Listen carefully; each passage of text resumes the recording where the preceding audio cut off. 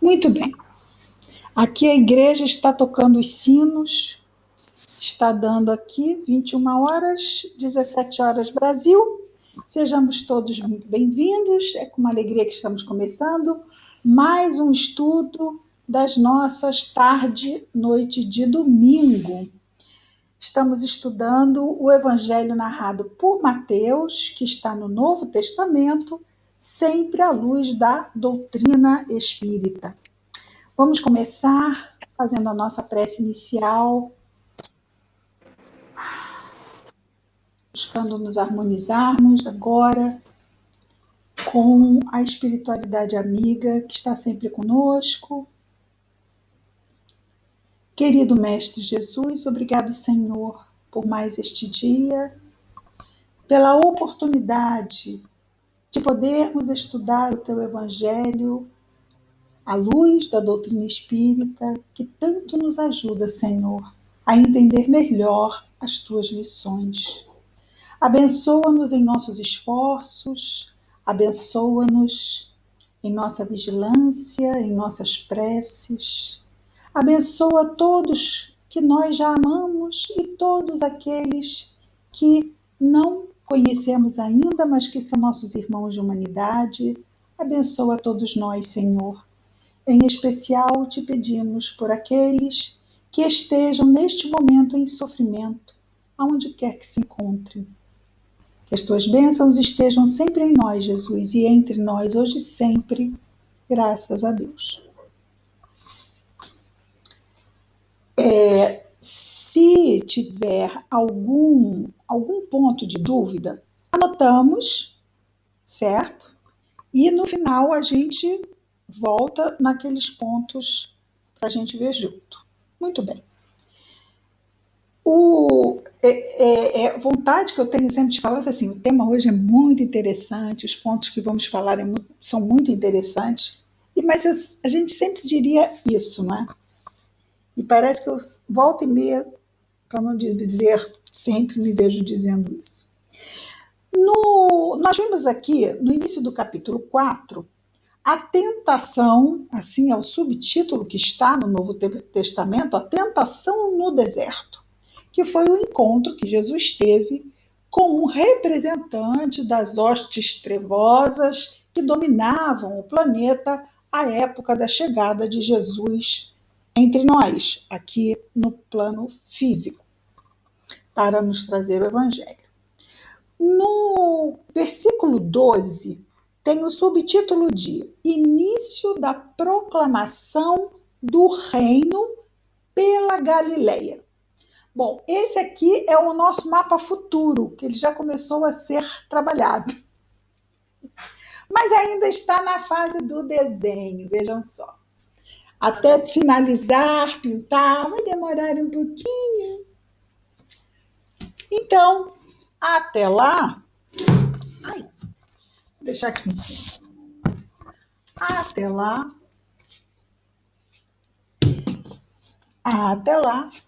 nós vamos usar esse mapinha aqui. Dá para ver bem, não dá? Esse mapinha aqui está na Bíblia de Jerusalém. Está na parte de trás, quem conhece a Bíblia de Jerusalém, das Irmãs Paulinas, ele está na parte de trás, a Palestina do Novo Testamento. Então, vamos usar ele hoje. Por quê? Porque hoje vão ser citados vários locais. Vejamos aqui que onde estava Jesus no início do capítulo 4? Vocês lembram? Ele estava no deserto, mas próximo da onde? De Jerusalém. Lembra que ele foi levado para o topo do templo? Lembra disso? Pois é. Ele estava em Jerusalém, que fica aqui. Jerusalém. Jerusalém está aqui, ó. Fica na Judéia. Então, o que aconteceu aqui no versículo 12? Ao ouvir que João Batista, seu parente, aquele que o batizou no Rio Jordão, ao ouvir que João tinha sido preso, foi entregue à prisão, retirou-se para a Galileia. Então vejamos aqui onde está a Galileia. Ele estava aqui e subiu. Vocês estão vendo aqui esse círculo azul? É o mar de Genezaré, ou o lago de Genezaré, ou o mar da Galileia. Aqui. Aqui em cima foi para onde Jesus foi. Cafarnaum. Exatamente. Ele vai citar agora isso. Ó. Jesus foi para cá, bem aqui em cima do mar da Galileia, na cidade chamada Cafarnaum. Então vejamos que é estrada, hein? Porque isso tudo aqui a pé. Então, ao ouvir que João foi entregue à prisão, retirou-se para a Galileia.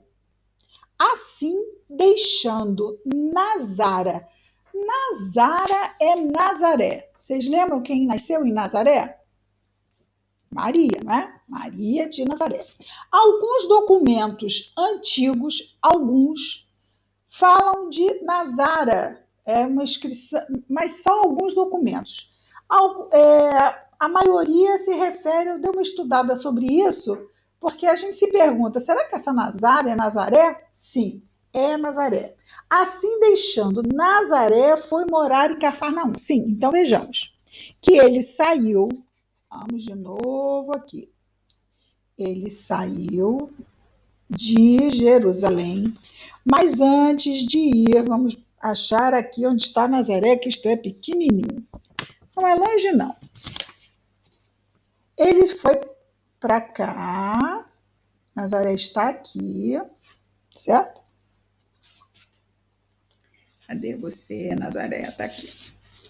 Então, pequenininho, Nazaré está aqui. Então, acontece que Jesus precisou ir para Cafarnaum e nós vamos descobrir exatamente agora por quê. Jesus foi criado em Nazaré, tanto que usava cabelos a nazareno, certo? Ele foi para Belém por causa do censo, ele nasceu em Belém, lá na Judéia, mas foi criado em Nazaré. Mas acontece que ele precisava ir para Cafarnaum. E agora aqui, Mateus, vocês lembram que Mateus tem um grande interesse, não tem? De provar aos judeus que Jesus é da linhagem de Davi, que Jesus é o Messias que foi predito no Antigo Testamento. Então vejamos lá. Assim, deixando Nazaré, foi morar em Cafarnaum, à beira-mar. Ora. Que beira-mar tem aqui? Não tem mar, mas tem. Por quê? Porque o lago de Genezaré era tão grande que era chamado de Mar da Galileia. Então, o mar não é o mar Mediterrâneo aqui, não. Esse aqui é o mar Mediterrâneo, chamado de Grande Mar, à época. Mas é o mar Mediterrâneo aqui. Então, ele está aqui e eles chamavam o lago de Genezaré de Mar da Galileia. Então, quando fala que ele foi morar à beira-mar, já sabemos. No território de Zabulon e Neftali. Ora, então é lá na região da cidade de Cafarnaum. Mas, assim como nós temos os lugarejos de uma cidade, também Cafarnaum tinha esses dois lugares chamados de Zabulon e Neftali. E agora vamos saber por que Jesus foi exatamente para esses dois lugares. Para que se cumprisse o que foi dito através do profeta Isaías. E agora ele vai, nesses dois próximos versículos, citar Isaías. Vejamos o que diz Isaías. Terra de Zabulon e terra de Neftali, caminho do mar, do outro lado do Jordão, Galileia das nações. O povo que está sentado na treva viu uma grande luz, e aos que estão sentados na região da sombra e da morte, uma luz raiou. Ora, quem é a luz? O Messias. O enviado de Deus é a luz. Então, quando Jesus está nesses locais, ele está cumprindo a profecia da chegada do Messias. Agora, não tem como passar por Isaías, no segundo versículo citado por Mateus, sem nos atermos ao que ele diz, porque é muito interessante. Olha o que ele diz aqui. O povo que está sentado nas trevas viu uma grande luz. Então vamos colocar aqui. Existem dois grupos que são citados. Parece muito a mesma coisa, porque ele diz: o povo que está sentado na treva viu uma grande luz. E os que estão sentados na região da sombra, que também é escuro, né? E também estão sentados. Da sombra e da morte, uma luz raiou. No entanto, embora sejam parecidos, será que nós poderíamos entender a diferença dessas duas citações desses dois grupos? Vejamos juntos aqui. O primeiro, então, estão sentados na treva. E eles, sentados na treva, veem uma grande luz. Ver uma grande luz. Ver, vem, né? Vamos colocar, sentados na treva, vem uma grande luz. O outro grupo, sentados na região da sombra e da morte. Sentados na região da sombra e da morte. O que acontece com eles? Eles veem que uma luz raiou. Sentados na região da sombra e da morte, uma luz raiou. Uma luz raiou. Ele não usa o verbo ver. Ele diz uma luz raiou. Olha que interessante. Os dois mostram aqui uma característica que revela passividade. Você está sentado, você está passivo. Né? Você não está agindo nada. Você está sentado. Você está passivo.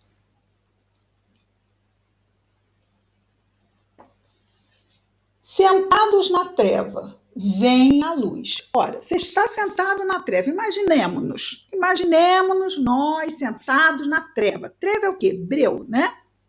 Nisso você vê a luz, mas você está sentado na treva. A luz está perto? Tem aquela figura que fala da luz no fim do túnel, não tem? Você está sentado. Você vê a luz. Mas você está sentado na treva. Você vê a luz. A luz não está perto de você. O seu olhar alcança onde está a luz, mas você está sentado na treva. Vejamos o segundo. Estão sentados. Aonde? Na região da sombra e da morte. Ora que não vai ser a sombra que vai nos dar a chave dessa segunda parte, mas a morte. Qual é a região onde somos impactados pela morte? A região da materialidade. Não somos impactados aqui pela morte? Pela ideia da morte? Qual é a região onde está lá marcada a materialidade? Nós aqui encarnados, nosso planeta Terra, não está? Então vejamos que ele diz que para aqueles que estão sentados na região da sombra e da morte, uma luz raiou. É totalmente diferente de eu ver uma luz. Porque quando ele fala em raiar, vamos pensar, o que raia? A gente lembra do sol. O sol raia. Ele raia quando começa o dia. Você está sentado lá no escuro, na sombra, e raia a luz. O que vai acontecer com o tempo mesmo que você fique sentado onde você está? A luz vai começar a subir, não vai? A luz vai subir, vai subir. E mesmo que você fique sentado, a luz vai tomar aquele espaço. Então, uma coisa é quando eu vejo a luz, eu estou na treva, e ele não fala isso no segundo. Ele fala sombra e morte. E no primeiro ele fala treva. Então, vamos primeiro falar do segundo, para depois irmos para o primeiro. Então, aqui no segundo, uma luz raiou. Então, aí a gente pensa aqui, não é? No horizonte, quando surge o sol, ao raiar do sol, né? E conforme a Terra gira, o sol vai tomando o céu, não é? Até que os seus raios iluminam toda a superfície daquela região. Aqui, então, nós temos que esta região da sombra e da morte é o próprio planeta Terra. Você pode ficar sentado enquanto raia o sol e fica em plena luz? O que vocês acham? Pode. O nome disso é livre-arbítrio.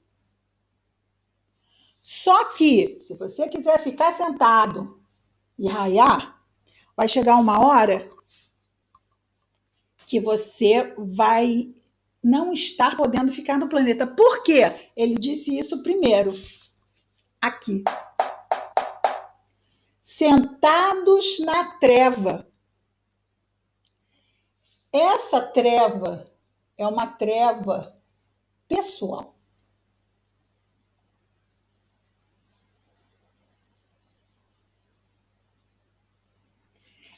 Essa treva, diferente dessa, eu preciso me levantar e preciso sair dela para ir na direção do quê? Da luz. Estão sentados na treva e veem uma grande luz. Não é uma luz, é uma grande luz. Eu sou o caminho da verdade e da vida, ninguém chega ao Pai senão por mim. Então, aqui, eu tenho também o livre-arbítrio. Eu fico sentado, continuo na treva. Se eu continuo na treva por minha decisão, o sol vai chegar aqui em cima e eu vou estar descontextualizado desse grupo que está levantando, indo para a luz dentro de si, e porque está indo para a luz dentro de si, pode ficar num planeta que tem a luz. Então, vemos que esse universo combina com esse universo que é bem maior que aqui do nosso planeta. Nesse universo, nós estamos sentados. Até hoje a gente poderia usar essa figura, não poderia? Estamos lá, com as nossas sombras. Jesus é a luz, é a verdade, é a vida. No Novo Testamento a gente vai ver que sempre que Jesus fala de luz, nós temos verdade, nós temos vida. Essas três palavras. Ele fala de treva, ele fala de morte. Não é? E é exatamente o quê? A ignorância. E é a ignorância, mas é uma ignorância marcada pela inatividade. Vejamos que a figura, e isso quem disse, não foi Jesus. Esse é o profeta Isaías, isso é Velho Testamento. Isso já está programado há muito tempo. Jesus veio realmente cumprir o planejamento. Ora, Jesus está apartado desse planejamento? É claro que não. Ele é o governador do planeta. Então, ele esteve traçando as linhas desse planejamento. já mais de 1.000 anos antes da sua chegada aqui, porque para nós essa questão de tempo é muito tempo, mas não é não, certo? Então vejamos. Ficou tranquilo aqui? O que vocês acharam? Sentados na treva, vem uma grande luz. Essa luz é Jesus. Essa luz é o Evangelho. Sim, porque essa luz é o Messias, é o enviado de Deus que vai libertar Israel. Nós somos Israel. Nós somos Israel. Vem uma grande luz e vão para ela e podem então se libertar da treva por ação própria. Já que, sentados na região da sombra e da morte, uma luz raiou. Aonde? Na região da sombra e da morte. Nessa região, a luz raiou, vai chegar uma hora que ela fica plena. Quem estiver ainda na treva, não tem como ficar na região que vai ficar iluminada. E aí, vai precisar ir para um outro local onde a luz ainda não tenha raiado, não é? Um planeta compatível com seu estado vibratório. Que isso aqui, treva, luz no coração, isso é estado vibratório. Mudança moral é que marca que nós estamos deixando as nossas trevas, não é? As nossas sombras.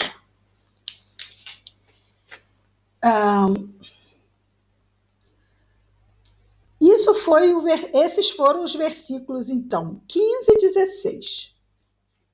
No versículo 17, nós temos Mateus de volta. Desde então, Jesus lá na região de Cafarnaum, nesses dois lugares, não é? Que são Zabulon e Neftali, desde quando ele foi então para lá, Jesus, começou a proclamar. Proclamar o quê? O reino de Deus. E aí, Mateus diz uma frase que Jesus então falaria. Começou a proclamar e a dizer: arrependei-vos, pois está próximo o reino dos céus. Quem dizia isso? João Batista, o precursor. Nós vamos ver lá no capítulo 3, no versículo 2, aqui de Mateus. Vamos lá. Naqueles dias surgiu João Batista. Eu estou indo no início do capítulo 3, tá bom? Versículo 1. Naqueles dias surgiu João Batista proclamando no deserto da Judéia. Vejamos que ele usa o mesmo termo, proclamar, né? E aí, exatamente na fala, tanto de João quanto de Jesus, é que vamos ver o que eles proclamam. Então dizia João Batista: arrependei-vos, pois está próximo o reino dos céus. E Jesus, então, aqui no versículo 17, Mateus, diz que também Jesus começou a proclamar e a dizer: arrependei-vos, pois está próximo o reino dos céus. E 2.000 anos.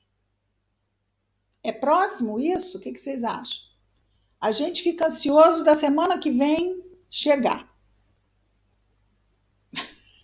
Semana que vem. Que semana que vem? 2.000 anos. 2.000 anos. E Jesus dizendo que está próximo. Está próximo. 2.000 anos para o espírito imortal. A gente pensa em uma semana. Porque, na verdade, nós vimos lá, não é? Isaías, mais de 1.000 anos antes da chegada de Jesus. Então, existe um planejamento. Nós reencarnamos. Cada um de nós tem um planejamento reencarnatório. Mas o planejamento ele é cumprido por etapas, certo?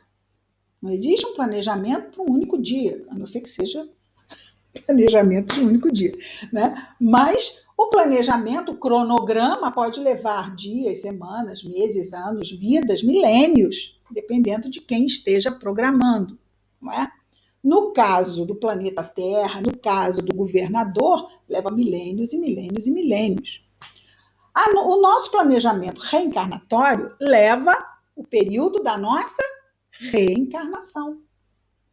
Nós temos alguns objetivos a alcançar, nós temos algumas situações que vão chegar até nós, e essas situações têm o nome de provas ou expiações. Poderíamos chamar apenas todas de provas?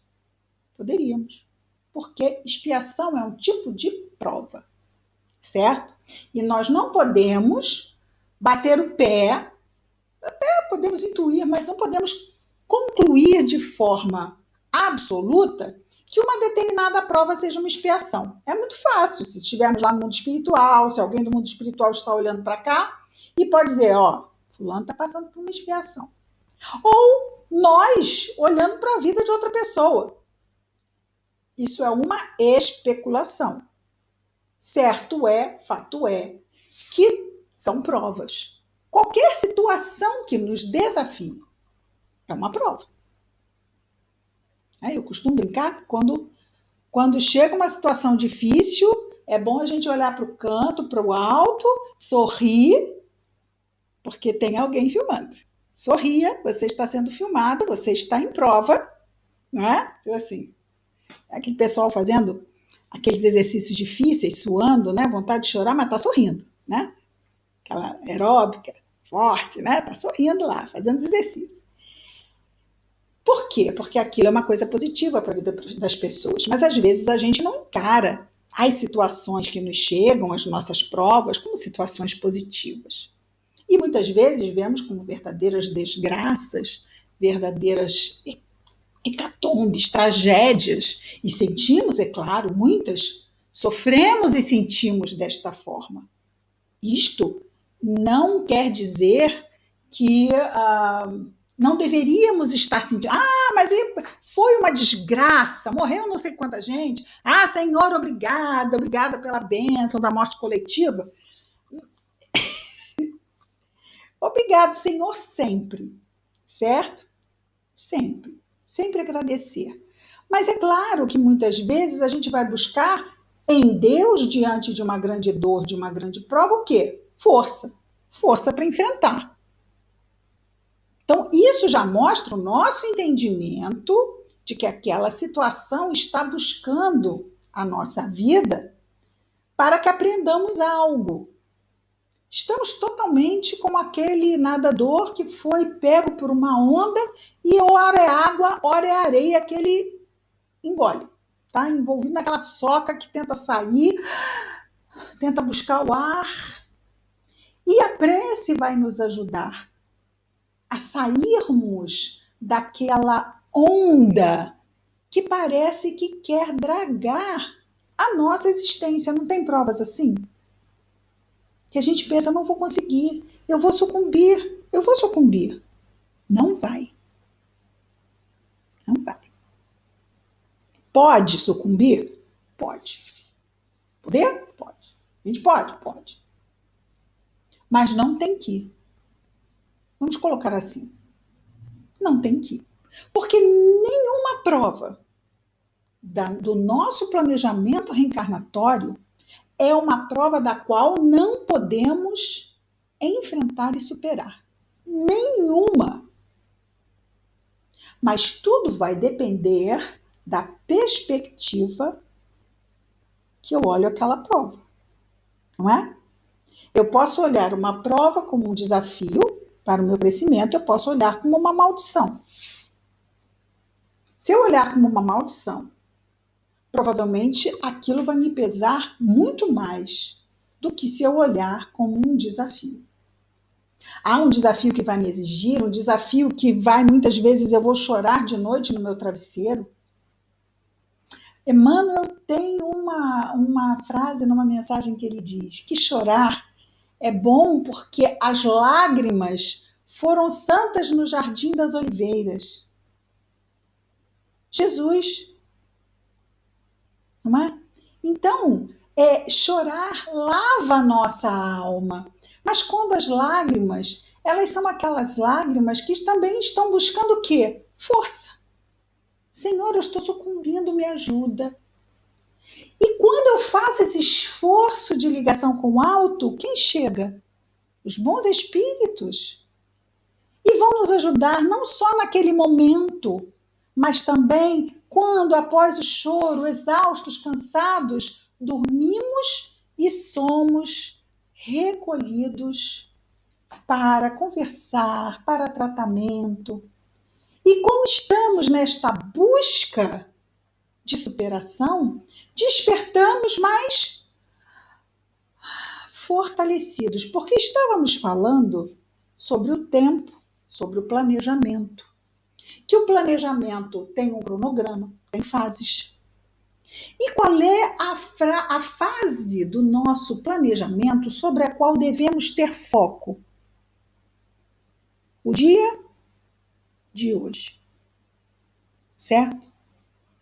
O dia de hoje. Ai, mas aconteceu, eu caí não sei quantas vezes, é por isso que eu estou vivendo essa situação. Já passou.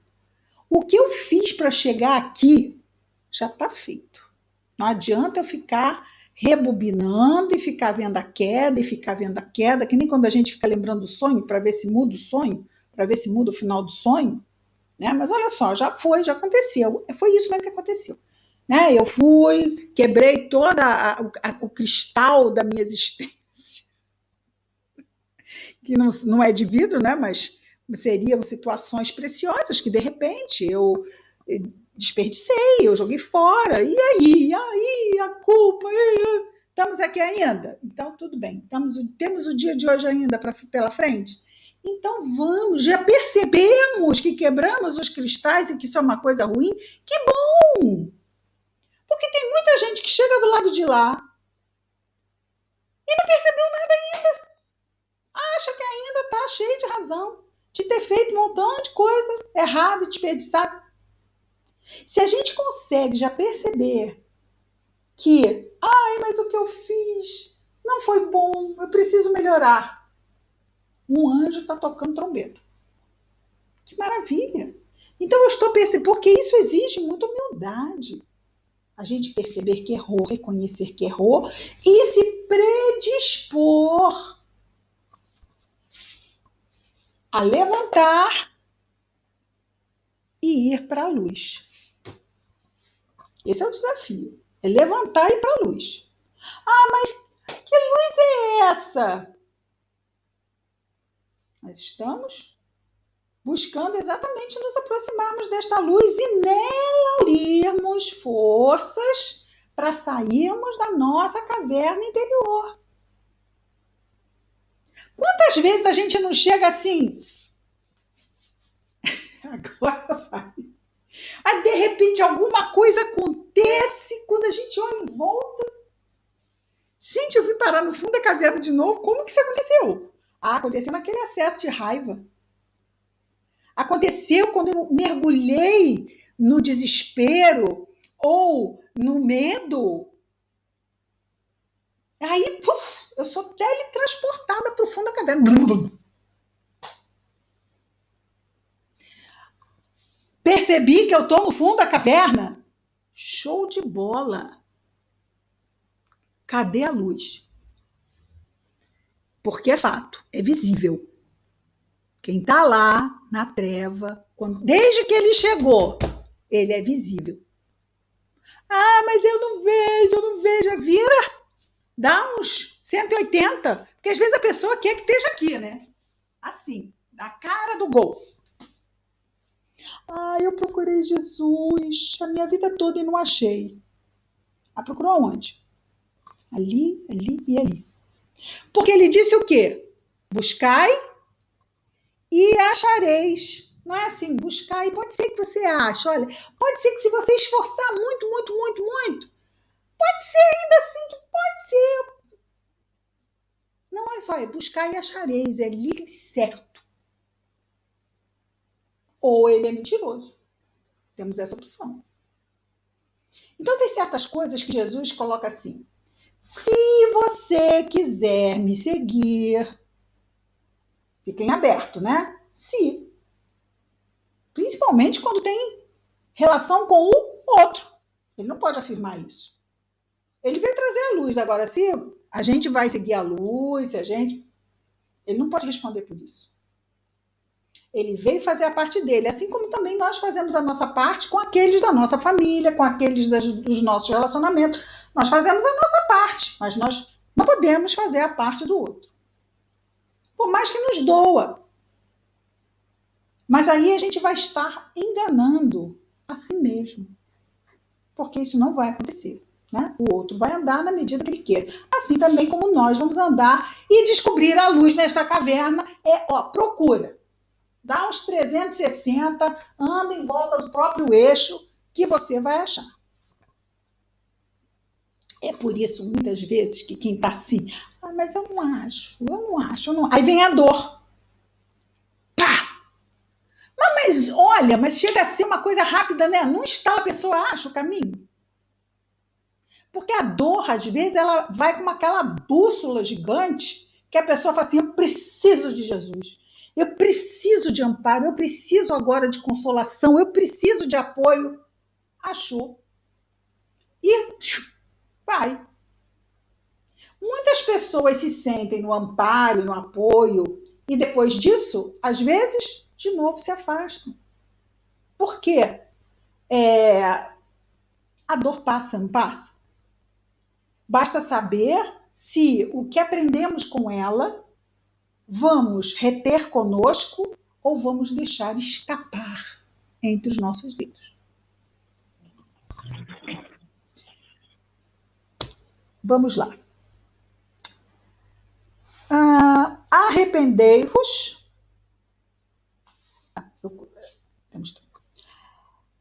As palavras de Jesus, repetindo as palavras de João Batista.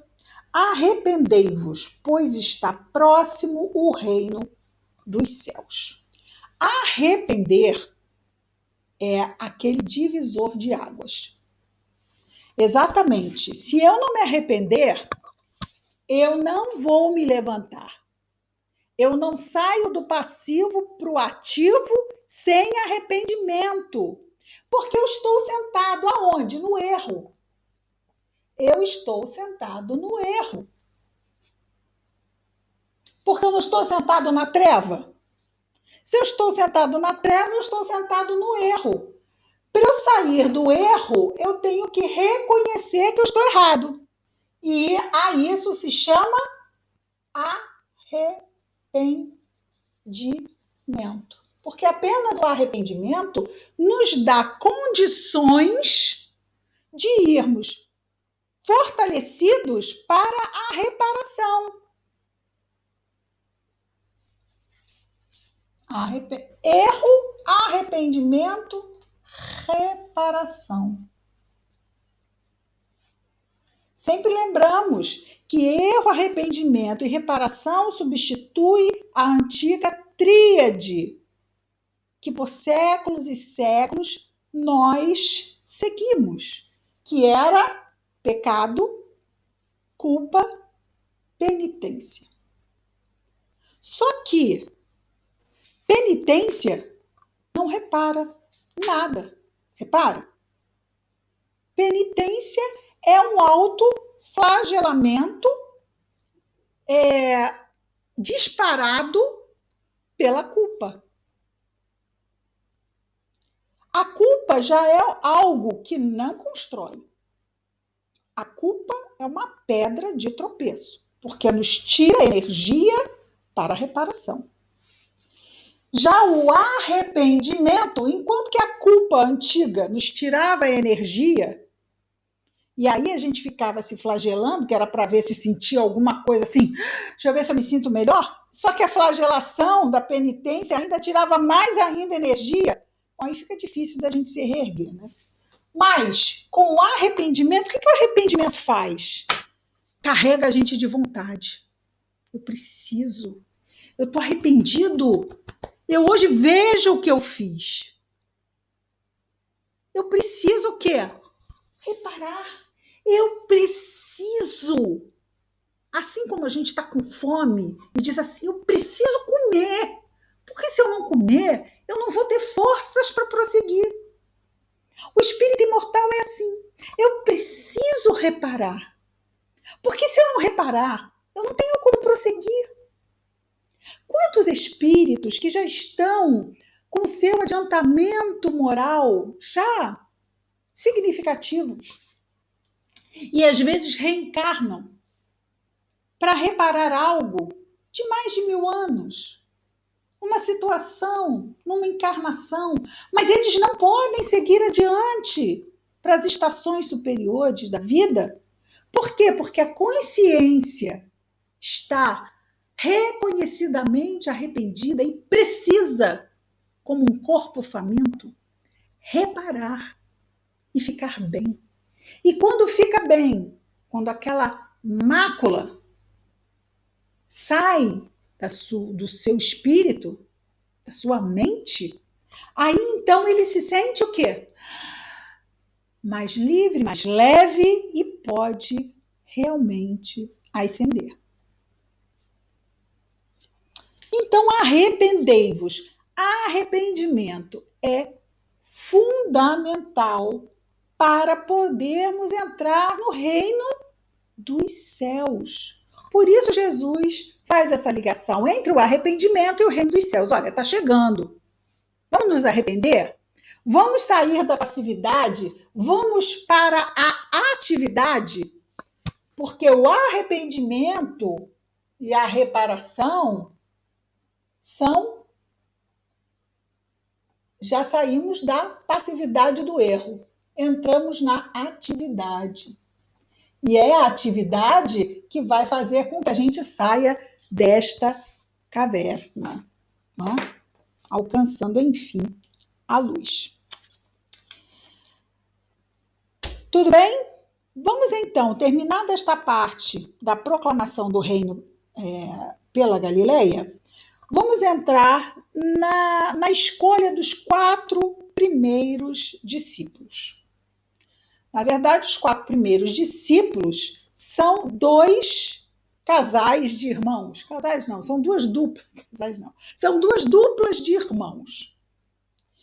Dessas 2 duplas, desses 4, 3 andavam muito em muitas situações, particularmente com Jesus. Conheçamos os irmãos, todos pescadores.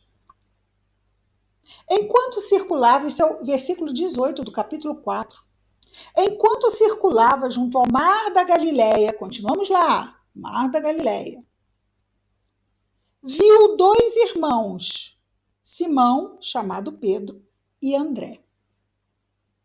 Exatamente, o André, irmão de Pedro, é dos 4 aquele que não está nesse subgrupo que Jesus sempre busca levar para determinadas situações, como, por exemplo, a materialização no Monte Tabor. Né? Pedro, e aí vamos ver quais são os outros 2.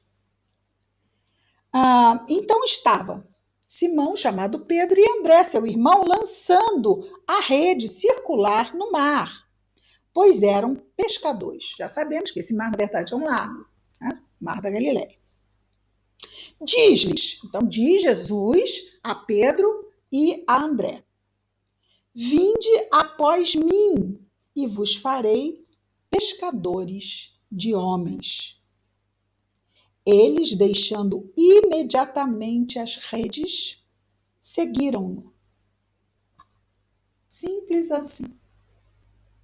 Precisava de levar os peixes para o mercado, para casa, acabou. Jesus chamou. É aquele chamado. Muitas pessoas falam sobre isso, não é? Eu recebi um chamado. Isso é um chamado interior, não é? Quando as pessoas costumam dizer isso, quando isso aconteceu, é como se eu tivesse recebido um chamado. E eu tinha que atender ao chamado. Agora imaginemos Um chamado materializado na voz de Jesus e na presença física do Mestre. Há de convir que deve, assim, pelo menos na minha imaginação, é um chamado e tanto, né? E eles então largaram as redes e seguiram Jesus. Não pensem que eu deixei para trás, eu vos farei pescadores de homens. É porque não vai dar tempo para hoje, eu quero só terminar essa passagem. Eles, deixando imediatamente as redes, seguiram. Avançando dali, então ele já estava, Jesus com Pedro e André, estavam andando os três. Avançando dali, viu outros dois irmãos, Tiago, filho de Zebedeu, e João, seu irmão. É seu irmão, mas também é filho de Zebedeu, ok? Hoje em dia a gente poderia, mas será que era? Naquele tempo era. Os dois eram filhos de Zebedeu, Tiago e João. João, que é o João evangelista, não o Batista. O que tem aqui é também uma narração do Evangelho. O caçula de todos os apóstolos. Estavam os dois irmãos no barco com o pai, Zebedeu, restaurando suas redes, e os chamou. Veja que ele não perguntou para o pai se podia levar os filhos. Não, ele falou com os filhos. Eles, Mateus não fala sobre o que, como Jesus os aborda, só diz que os chamou. Eles, deixando imediatamente o barco e o pai, o seguiram. E naquele tempo, o pai era uma figura, né, uma sociedade patriarcal. O pai era uma figura de muito peso, não é? O seguiram. E percorria toda a Galileia. Não vou adiante. Vamos ficar só com essa chamada dos quatro, certo?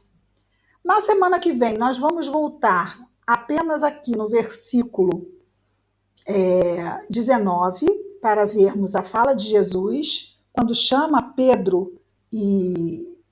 Desculpa, quando chama Pedro e André, vinde após mim, e vos farei pescadores de homens. E vamos ver a partir, então, do versículo 23.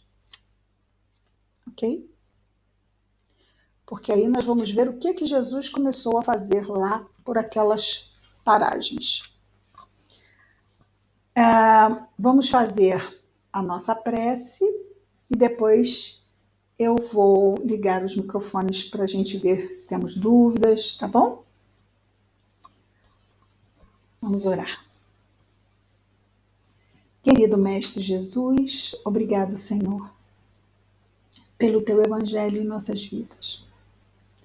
Obrigado pelo trabalho feito pelos evangelistas que possibilitou e a guarda fiel que a Igreja Católica manteve desses escritos e que hoje podemos, Senhor, estudar-te, estudar e buscarmos cada vez melhor entendimento, para que a nossa prática diária, Senhor, possa ser como essa bússola a nos tirar das sombras de nós mesmos. Que as tuas bênçãos estejam sempre, Jesus amado, em nós e entre nós. Graças a Deus.